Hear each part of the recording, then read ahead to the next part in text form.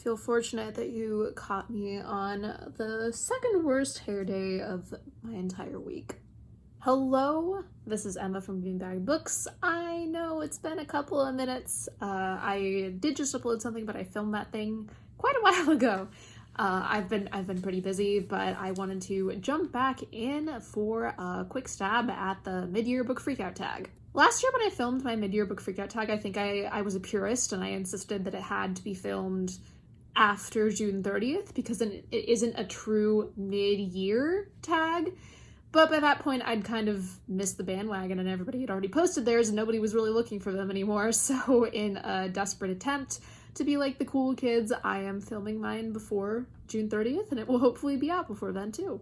So the mid-year book freakout tag, at this point, I have no idea who started it. I would credit them if I knew, but everybody does it. Everybody knows it. It's a fun way to evaluate your 6 months of reading so far and if it's what you wanted and to look at the kinds of things that have just made you excited about reading so far. I'm also going to be talking about a lot of books in this that I haven't gotten the chance to talk about because I haven't filmed a book wrap-up since February or March. So I'm going to use this as an opportunity to get some of those books off of my plate so I don't have to talk about them later and figure out how to talk about everything else at a later date because although I wasn't filming videos, I was reading a ton. So far this year, I have read 53 books, I believe it says on Goodreads at this point. My goal for the entire year was 50, so even if I didn't read a book for the rest of the year, I would still hit my goal. And that is partly because I haven't had, work or a lot of other things to do or school, so I've been reading a lot. That's going to change in the next few months, but more on that later maybe. Of those books, I have only given 2 5 stars. I've given several 4.5 stars, very close to 5, but only 2 true 5. And so I was like, how am I going to pick one of these for my best book of the year? And I thought I had no hope of possibly picking a best book. But I did realize after some soul searching that if you held a knife to my throat and you told me that I had to guess one or you would burn down my house or something, I realized that I would in fact pick The Passion by Jeanette Winterson. I chose this as the best book I've read so far this year. Out of the 53, I gave it 5 stars, which I only did to one other book so far. I haven't talked about this book yet because I read it in March and the last time I did a wrap-up was for February. It really has been that long. But this book was amazing because it was somehow a blend of everything I could want in a book. It's like the historical, romantic, magical, realist, literary Venetian tour of my dreams in under 200 pages.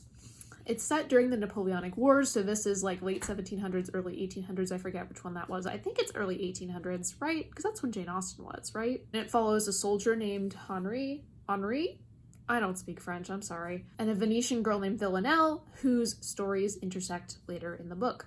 As I said, it's a very compact book. It's under 200 pages, but in that small space, it packs so much. There are memorable characters. One of my favorites is a side character who is a priest with one unnaturally good eye that can see a woman undressing from over like a mile away or something, but it's only one. The other one is just normal.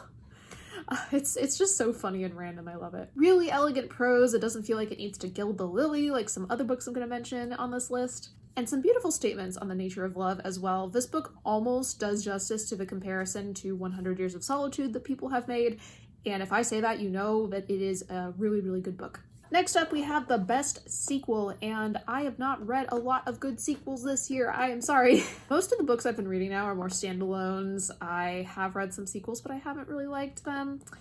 And the only one that I think I have enjoyed enough to mention it here is kind of not a sequel. It's Mort by Terry Pratchett. So if you know about the Discworld series, you know that it's composed of several like interlocking series that often have overlapping characters and they're all based in the Discworld. Mort is the first book about death. It's called, first book of the death novels. But it's technically not the first book in the Discworld series, and it does, I think, feature a character or two that have been featured in other things, or it alludes to them. So you know what? I'm calling it a sequel. I'm just gonna do it. I don't care. This first book of the death novels explores the concept of death in the Discworld universe. He's represented as this Grim Reaper figure who's also he kind of has a sense of humor in his own way, sort of an oddball, deadpan kind of character in some ways. More just a teenage boy who gets hired to work for Death and help him in his reaping of souls. The plot of this book is a lot more straightforward than a lot of other Discworld books, which can be kind of slice of life feeling. I think it might be a good place to start for somebody who hasn't read much of the series. The main through line of it is Mort figuring out how to be an apprentice to Death when he's used to being just a regular person, and attempting to bend the rules of how and when people should die a little bit more than he should. Interestingly, Death also becomes more sympathetic to and interested in the plight of human beings, which he wasn't really before. So that's an angle that I liked in this book. I think that this book's flaws are just the flaws of the Discworld series as a whole. As an early Discworld book, it suffers a bit from super speedy conclusions in which a lot is revealed at once without much foreshadowing or explanation. Some character relationships that are really funny and sprightly, but aren't quite fleshed out enough for you to care about them. And just a ridiculous amount of quippy quotes to the point where you're almost overwhelmed, although those quotes are super fun. One example is supposed swear words being dashed out and represented by hyphens in dialogue, and the person is said to effortlessly pronounce a row of dashes. This was really super fun. I picked it up one night when I couldn't sleep and read half of it in one sitting.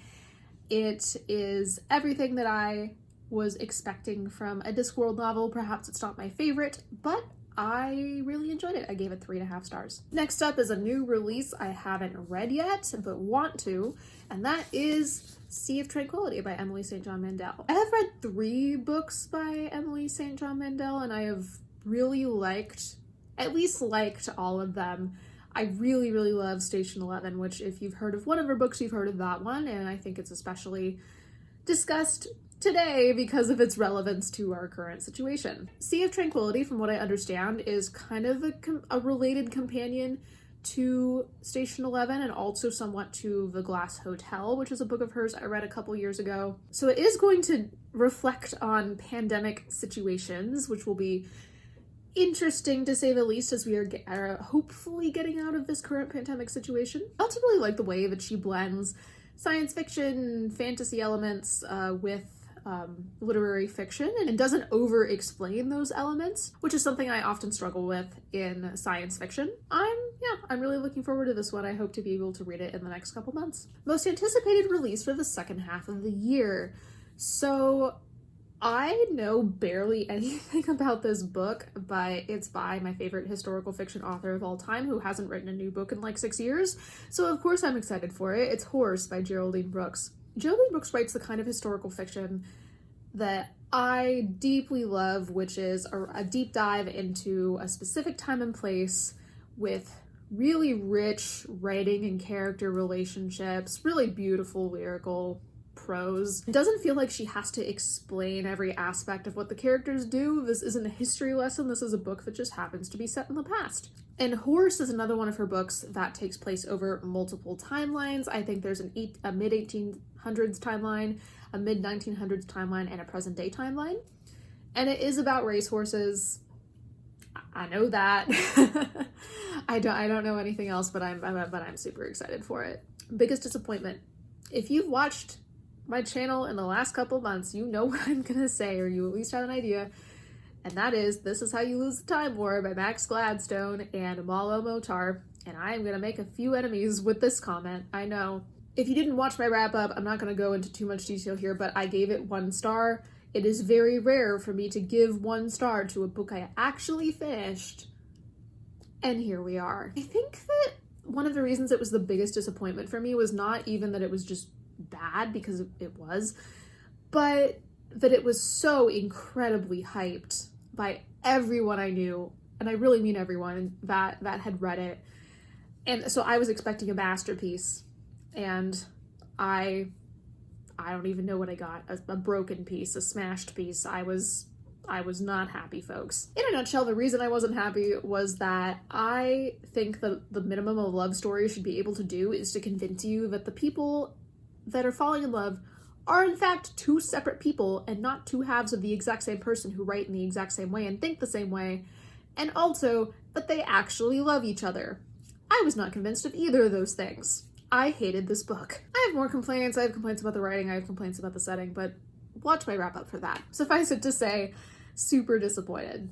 Now we have the biggest surprise, which I am interpreting positively, since the disappointment is definitely negative. And my biggest surprise for a book this year was All That She Carried by Tia Miles.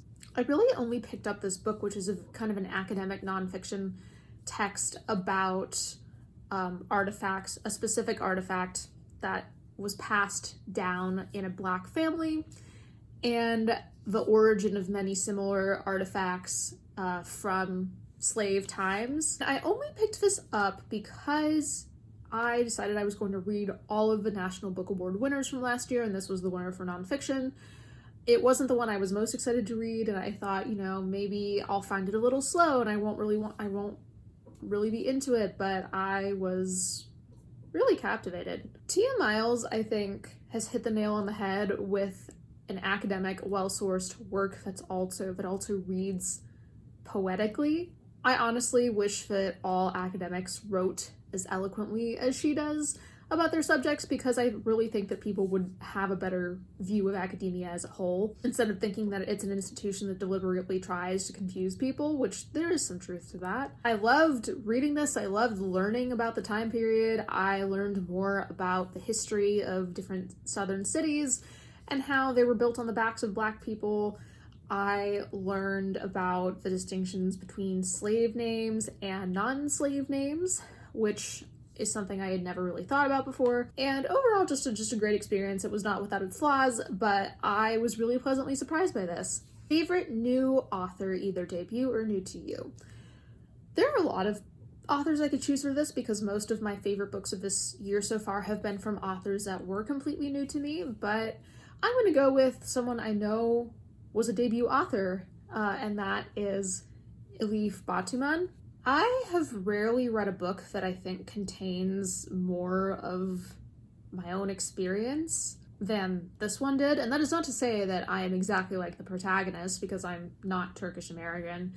I didn't go to Harvard at all, let alone in the 90s, because I was barely in existence at that point. But a lot of what she goes through in her first year of college is pretty similar to what I went through. She's interested in the study of languages and linguistics and how language can influence the way people think. This is one of the few academic campus novels that has a pretty significant focus on the actual academics that the person is involved in. Usually that part is glossed over, and I'm a nerd that really wants to know about that. She also engages in this intense email situationship with a student a few years older than she is, who neither commits to her as a romantic interest nor commits to not committing, which is another situation that I can empathize with. At this person's behest, she ends up spending her summer after her first year of college in Hungary teaching English, and I spent a year, or really 8 months out of college,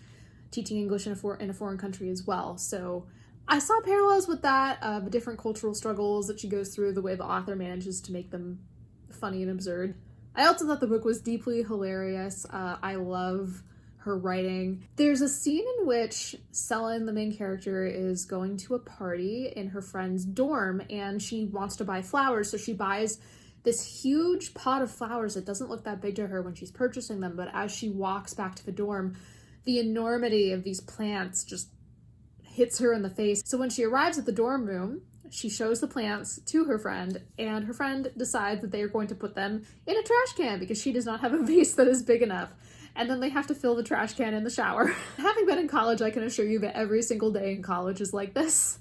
Just absurdity upon absurdity. This was so close to 5 stars. I gave it a 4.5 because I think the second half of the book dragged a little bit, but that's really it. I'm so excited to read Either Or, which is a sequel. Newest fictional crush. So I would say I'm gonna go with Charlie from Book Lovers by Emily Henry. Recently, I've been working my way through the Emily Henry adult romance trifecta. That would be People We Meet on Vacation, which I've talked about in an earlier video, Book Lovers, and I am now reading Beach Read.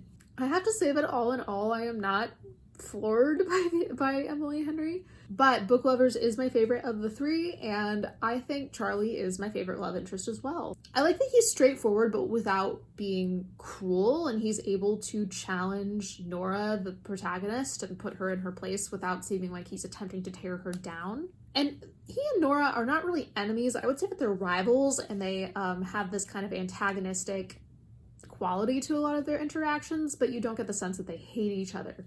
He also has really good communication skills, even though he is working through some of his own issues, which, I mean, romance, what?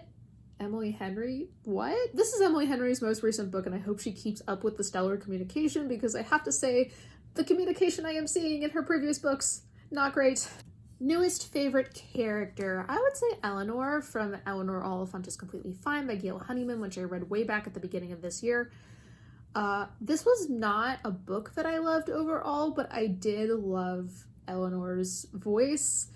I love that she is thorny and unlikable at many points. She has this interesting combination, though, of childlike innocence and total sardonic wit that just annihilates the person she's talking to. Kind of like what would happen if a very bright child was basically kept in a room with a bunch of books and read all of them, but was never allowed to go outside. So yeah, I've talked about this book before. I like Eleanor a lot. Book that made you cry. So for this one, I'm going to say The Golem and the Jinni by Helene Wecker. This is another book I haven't talked about. I know that I'm behind. It is a historical fantasy set in 1890s New York among Syrian and Jewish communities. It's much less fantasy than historical. The fantasy elements blend really seamlessly with the historical setting. The author doesn't get herself bogged down in explanation too much, which, as I've said, I like. It's amazing how much of a slow burn this is, too. It's a very emotional romance between the Golem and the Jinni. This is like a 500-page book, and I was super invested. The part that made me cry, though, was I got really attached to one specific side character. I'll give you the line that made me cry because it makes no sense without the context that would make it a spoiler, so you don't need to worry about that. And the line was, "It's a pleasure to see you." Book that made you happy. So I'm gonna say Writers and Lovers by Lily King was a book that made me happy. I read this in January, and this is the other book this year that I've given 5 stars. Again, talked about it in my January wrap-up. One reason why I love the book so much is that it straddles this often cited gap between literary fiction and quote-unquote women's fiction, because there's this idea that literary fiction is about sad people and darkness and psychological turmoil, and women's fiction is where women get to have happy endings, and never the twain shall meet. The comparison, I think, has some basis in fact, although I do think it's pretty reductive. And this book is a good example of a book that kind of brings the best of both of those things. It's a romance, and it's literary, and it's the story of a woman who writes. And maybe this is a spoiler, but it ends honestly pretty well, better than I could have hoped. It reminds me a lot of Less by Andrew Sean Greer, which is a similar kind of vibe, but about a gay man. And I'm just really happy that some of these fancy literary writers are using their MFA powers for joy instead of just for pain. So that's why this book made me happy. Most beautiful book you have bought. I think I'm gonna say The Books of Jacob by Olga Tokarczuk is the most beautiful book that I've bought so far this year. It's a really nice Riverhead Books edition. It was not cheap, but I wanted to buy it because I did want to read it after it was shortlisted for the International Booker, and I had a feeling if I checked it out from the library that I would take way too long. So I decided to buy the book. You can say I am partway through it here. I went on hiatus from it for a little bit to focus on some other stuff, but I would really like to come back to it, and I hope to eventually finish it and do a video review of it. What do you still need to read this year? So another long book that I took a hiatus from but I want to come back to is War and Peace. My favorite musical is Natasha, Pierre, and the Great Comet of 1812, which is based on War and Peace, and I have a friend who really loves it and wanted me to read it, so I've been working on it. Again, not very far, but I hope to come back to this. I would love to finish it before the end of the year. I don't know if that's feasible, but I would like to. Also, a book that someone lent me, Mujeres del Alma Mía by Isabel Allende. I have not read in Spanish as much as I've wanted to this year because I have had a lot of stuff going on and was kind of looking for more escapist qualities in the books I was reading. But I would like to read some more Isabel Allende. I haven't read her in a long time, and also would like the opportunity to practice my Spanish. Yeah, I think it's a memoir, so that will be interesting. So there it is, a sum of my half year in reading. I hope to be able to upload on a more regular schedule going forward.